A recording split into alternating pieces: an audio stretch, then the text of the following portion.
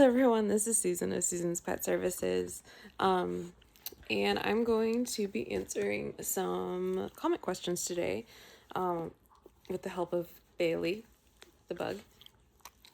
Say hi, Bailey. Yeah. And Dodie over there. So, I got a comment on one of my shorts for Taffy, the Labrador. And it was someone who had just rescued a dog. I think her name is Meg. Hi, Meg. It's just going to be a lot faster for me to answer the questions via video than to type everything out. So she rescued a puppy from hi Bailey, from a shelter in Australia. And I had to look up some stuff because I'm not familiar with how they, do some stuff in Australia. But she was told that the dog was a Mastiff puppy, but she said it looks more like Taffy in that video, Taffy is a purebred yellow lab. She's AKC registered, but her ears look a little funny, which is not breed confirmation. So her owner is a bit distressed, but she's a really good puppy. While I was visiting, she's actually my sister's dog. When I was visiting her, I was trying to teach her to lay down, but like a typical puppy, she kept popping up and not wanting to be on the ground. She'd rather play. Anyway, so the first question was, is it okay to let your dog sleep in your bed with you? And this is a highly debated topic. There's a couple key factors. The first is, oh my gosh, Bailey. If you have room for the dog, if it's a very large dog, it can be tricky, especially if you have oh my gosh, girls, if you have a spouse or something, making sure there's room for everyone in the bed. The second thing is allergies. So if you have allergies to your dog, having them sleep in the bed with you where they can get their fur and dander in the bed, that can definitely make your allergies worse, especially if you have asthma, because asthma tends to get a little, a bit worse in the evenings. It can affect your quality of sleep. So if you're allergic to your dog, I have non-shedding breeds, so even though I do have dog allergies, I can let them sleep with me. But if you're allergic to your dog, you really, really want them to sleep in the bed with you, assuming that you're not having asthma attacks or anything. Definitely, there's mattress protectors that you can get that will keep allergens from getting in the mattress itself. I know in the US, AllerEase is a really good brand for that. They have one that's like the max level of protection. It also protects against like ticks and bed bugs and stuff like that getting embedded in your mattress. I have pretty severe allergies, so that's what I use. So getting something like that, and then washing your sheets often if you are allergic. If you have a severe enough allergy, you might just not be able to have your pet in the bed at all. And that's okay. I have a suggestion for that. So that's another reason why you might not want to. Another one is behavioral. So Miss Bailey Bug here decides she has to guard me from my husband. So if my husband puts his arm over me or something, she at her worst she would start lunging at him. And thankfully, she's pretty small. She doesn't have very big teeth. So she wasn't, and she wasn't trying to bite or anything. So she is not allowed to sleep in our bed anymore. Dodie, though, is completely fine. So I kennel Bailey at night. So what I suggest, though, is getting a wire kennel and putting it in your bedroom facing the bed. And that way they can see you. They feel like that's your part of the pack. And, I've been kennel training Bailey since she came home. So she loves her kennel. I tell her it's time for bed, and she just goes straight in there, and oh my gosh, thanks, Dodie.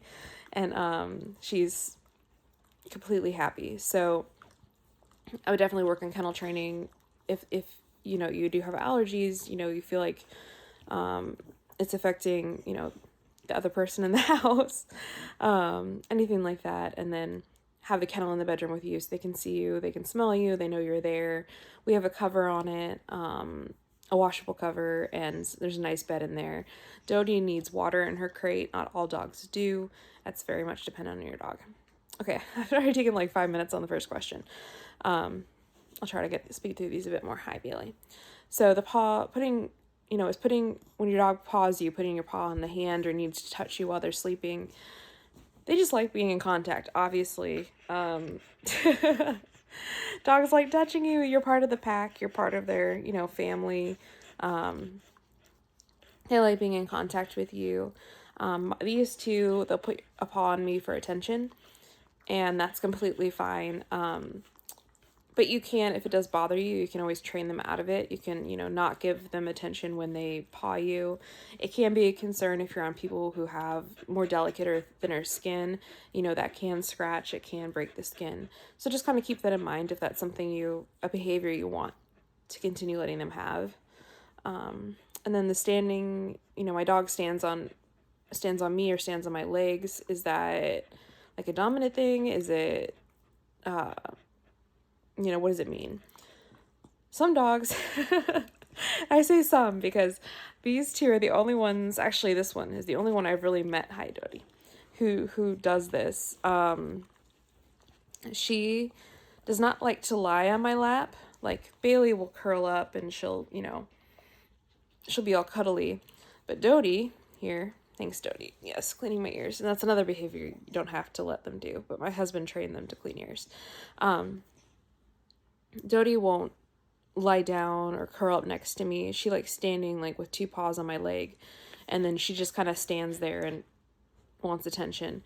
And that is just a quirk of her being a dog. I think the only time you'd really want to worry or be concerned is if it seems like they're on high alert. So high alert would be like a stiff body. If you can't see Dodie's not a good example right now. If you can see the whites of their eyes, if they start growling or tensing, when other people are going by you. So if they're standing over you and you start noticing them tensing, like if a housemate or a friend comes out, is near, then they're guarding you. And you want to be really careful with that, especially if it ends up this puppy is a Mastiff mix or maybe a Lab Mastiff. The guarding breeds, you don't have to teach them how to guard. They're just going to know how to guard. And you really want to be careful to stop that behavior early, as, you don't want them to mistake someone giving you a hug or, touching your arm or something as a threat, and then they go in to protect you and, end up hurting someone. And then you never want to have a bite record for a dog. That's something we were dealing with Bailey, is that, she, like I said, she tries to guard me from my husband, especially, when I'm not feeling well. And so we've really, really had to be careful. And so I've started to learn, and there's a book that it's available on Amazon. I'll put a link to it in the well, I don't know if I want to put a link. I'll tell you the name of it. It's called Doggy Language by Lily Chan, and it's available for about $12 on Amazon. And that's in the US, but I don't think it'll be too much more for Australia. And that way, if you notice those behaviors, you can either, kennel the dog, you can, get them to get off your lap. But if you're noticing that kind of guarding behavior early, especially in a puppy, I would find a trainer who is certified in behavioral training. So to kind of redirect and work with, because you don't want to make that behavior worse. Like I'm not a certified trainer. I'm hoping to be someday. I'm saving up for it. I'm just a pet sitter, and all the training I know how to do is either learn from classes or from the books. And so that's something, if a dog's starting to guard, you don't want someone like me coming in, because I could accidentally make it worse. You'd want someone who actually, has like done in-depth research on like, the behavioral modification, how to work on something like that without making the problem worse, how to help the dog actually overcome those kind of behaviors. So just kind of more about, like, even if you took a video, honestly, if you took a video while the dog's standing on you and like what's going on and sent it to me, or, post it or something, I could at least, give you an indication. But, or you could even show that to the trainer, because that's awesome. Because like anytime you can have like a photo or a video of the behavior and show it to the trainer, they're going to be able to tell you if that's something to be concerned about. Okay. moving on. We're already at 10 minutes. I'm so sorry. So, a Mastiff versus a Lab. So, the shelter told you it was a Mastiff puppy, but it looks more like a Lab. Considering the fact that it loves water, it sounds like you might have a Lab or maybe a Lab Mastiff mix. Like I said before, the only thing with Mastiffs is they can be very, very large. So if you did get a Mastiff, you might have a very large dog. It sounds like it's already getting a lot of exercise, which is fantastic. Just like I said, watch out for the guarding behavior. Labs, I really haven't seen a guarding lab, so I think it'll be okay. I think that'll be a good indication if it does have some Mastiff in it. And rescuing a dog, you really just aren't going to know, what genetics are going into it. And that's fine. There are, all those doggy DNA services you can do. You can send in, a saliva sample, and they'll do analysis and tell you what the dog is. Most of the time, you don't need to do that unless you're especially curious, or if you want to see if, they have markers for certain health conditions. I mean, we did it for Bailey back before the behavioral stuff. We were considering breeding her because the breeder was trying to do a service dog line. And we sent it in, and it was accurate. It did completely nail her genetics. She's half Wheaten, half Poodle. And it did show that she had a marker for a potential spinal issue. So that was very helpful from a breeding perspective, but for, layperson, it probably wasn't worth the money. So it just kind of depends how important that is to you.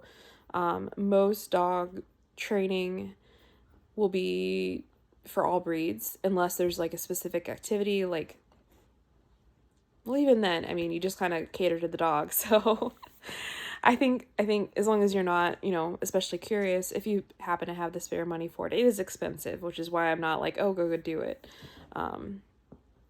Also the ear tattoo. So Meg noticed that her puppy had a tattoo in its ear when she got it from the shelter. So I had to look this up. So in Australia,